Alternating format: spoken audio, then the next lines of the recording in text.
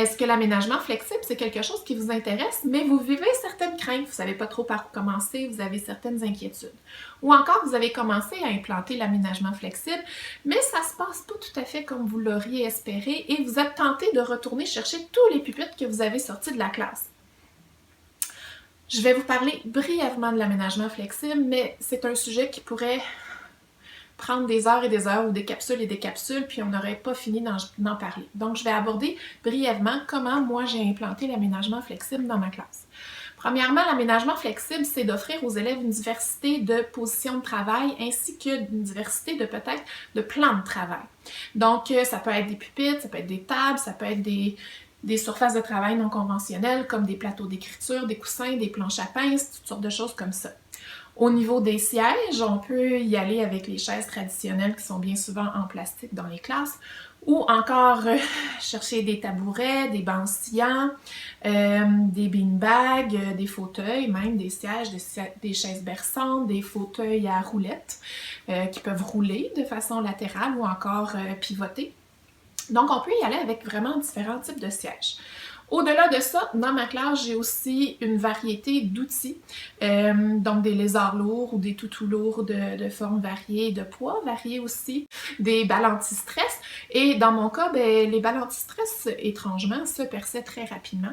Donc, j'ai opté pour des petits toutous à peu près de la même dimension que ces balles anti-stress-là, qui sont très mous et qui sont encore tellement réconfortants. Donc, et tellement appréciés des élèves. Il y a aussi des coquilles anti-bruit, des tangles, toutes sortes de choses. Donc, au-delà d'avoir des sièges, des positions de travail, mais il y a une panoplie aussi d'outils ou de moyens pour se calmer et répondre à différents besoins des élèves. Parce qu'en fait, c'est ça qu'on veut faire. On veut permettre aux élèves de travailler dans un milieu de vie qui va correspondre un peu à leur état, comment ils se sentent et tout ça. Donc, même quand vous êtes à la maison, vous le savez, on n'a pas tendance à vouloir rester assise à la table de cuisine sur notre chaise bien droite pendant des heures et des heures si on est en train de corriger. Souvent, on va avoir tendance à vouloir bouger, se lever, changer de place et tout ça. L'aménagement flexible va offrir, dans le fond, une diversité de choix dans la classe pour que l'élève puisse se sentir bien à chaque fois et être capable de se concentrer tout en répondant à certains de ses besoins. La variété de sièges non conventionnels, je vous dirais, là, qui sortent de l'éternelle petite chaise de plastique, c'est important de considérer que les élèves en moyenne peuvent l'utiliser pour une durée d'environ 20 minutes parce que les élèves sont en pleine croissance, puis certains de ces sièges vont demander un effort supplémentaire de leur part au niveau de leur posture, des stabilisateurs et tout ça. Puis comme ils sont en pleine croissance, une trop grande fatigue peut éventuellement nuire puis les amener à adopter une posture qui est moins adéquate. Et à ce moment-là, ça peut nuire plutôt que les aider. Donc, c'est sûr que c'est du cas par cas. Certains élèves peuvent durer un petit peu plus longtemps, puis certains élèves, au bout de 10-15 minutes, on va leur demander de changer de siège ou ils vont le ressentir eux-mêmes et vont vouloir changer de siège.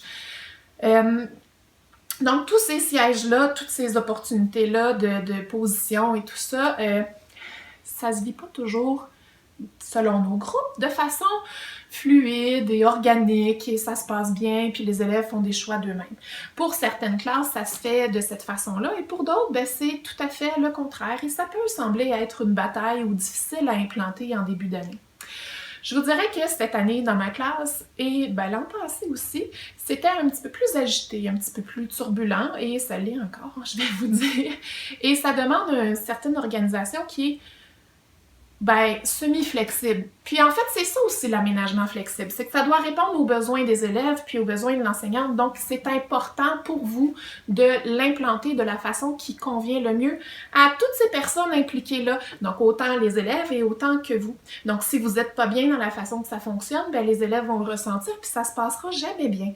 Donc, ayez pas peur de faire des modifications. Donc, des fois, on veut donc faire la classe flexible et tout ça, puis non, ça doit être comme ça. Mais non, des fois, ça se passe pas comme on veut, puis c'est bien correct comme ça aussi.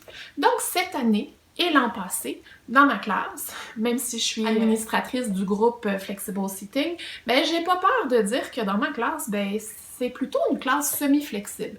Puis pourquoi pas, en fait? Parce que La flexibilité, c'est de s'adapter à ces besoins-là. Puis, ben, le semi-flexible, ça répond aux besoins de tout le monde. Donc, dans ma classe, les élèves ont tous une surface de travail qui est une table conventionnelle. Bon, c'est pas un pupitre, parce que j'aime pas vraiment ça, mais c'est une table. Ils ont toute de la place pour travailler à une table. Par contre, au niveau des sièges, il y a des sièges qui vont vraiment varier. Il y a des bancs oscillants, il y a des chaises standards, il y a un banc à roulettes, j'ai un beanbag, j'ai un fauteuil, des sièges réels. En tout cas, il y a vraiment plein de sièges. Il y a vraiment aussi une panoplie de surfaces de travail qui varie autre que les tables. Donc, des planches à pince, des plateaux d'écriture et tout ça. Et ben, il y a le plancher, hein, qui est une super belle surface de travail et qui permet aussi de travailler au niveau de certains élèves qui ont de la difficulté à écrire, donc en se posant à plat ventre, en accotant les avant-bras. Donc ça permet vraiment de travailler les mouvements du poignet qui sont pas évidents pour certains élèves. Donc ça peut être très utile aussi. Donc le plancher, c'est non négligeable. À plat ventre pendant certaines minutes, ça peut être intéressant. Mes élèves ont tous une place assise attitrée à eux. Donc, quand ils arrivent le matin, moi, je suis souvent en surveillance, puis les élèves rentrent seuls et ben mon groupe, ça se passe pas vraiment bien quand je suis pas là. Donc, en ayant une place attitrée quand ils arrivent le matin, quand ils arrivent le midi ou en revenant de la récréation, si je suis pas présente en classe, ben ils savent tous où aller, puis il y a une routine d'inscrite au tableau, donc ils n'ont pas de chamaillage au niveau de quelle place ils veulent utiliser. Aussi, quand je suis pas là, qu'il y a un surveillant ou un suppléant dans la classe, ben, il utilise la place qui leur a été assignée et il y a une mention au suppléant que si jamais ça se passe bien, mais qu'ils pouvaient laisser les élèves aller s'asseoir à l'endroit ils peuvent laisser les élèves aller s'asseoir à l'endroit de leur choix, seulement si ça se passe bien. Mais généralement, c'est moyen. Donc, ils ont une place attitrée pour les routines du matin et les moments où je ne suis pas en classe avec eux. Par contre, selon le travail, il y a souvent des rassemblements qui se font près du TNI, en grand groupe, par terre et tout ça. Puis, suite au mini-enseignement ou à l'échange que nous avons eu en grand groupe, bien, les élèves ont la possibilité d'aller s'asseoir à l'endroit de leur choix. Et ils peuvent changer de place en autant qu'il n'y ait pas d'abus et tout ça, puis que ça se passe bien. Évidemment, ils doivent faire des bons choix. Donc, pas nécessairement s'asseoir à côté de son meilleur ami parce qu'on sait qu'on va niaiser. Ou pas se mettre collé-collé à côté de quelqu'un d'autre parce qu'on sait qu'on va se laisser distraire. Donc, on a modélisé, on en a parlé. Et ils ont différents choix. Donc, pour moi, cette façon de travailler qui est semi-flexible parce qu'il y a une place assignée pour certains moments et à de nombreux moments dans la journée, on passe en grand groupe, on échange et ensuite de ça, on va travailler à l'endroit où on veut dans la classe. Si ça se passe pas bien, ben certains élèves peuvent être retirés ou si c'est généralisé, ben c'est que tout le monde retourne à sa place. Mais on va varier comme ça dans la journée en ayant beaucoup de déplacements. Donc, place assignée, en grand groupe, un peu partout, on revient en grand groupe, on retourne.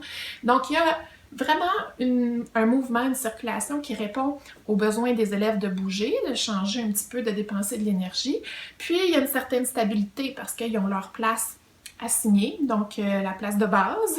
Puis, ensuite de ça, ben, il y a la flexibilité à plein de moments dans la journée d'aller s'asseoir à l'endroit de leur choix.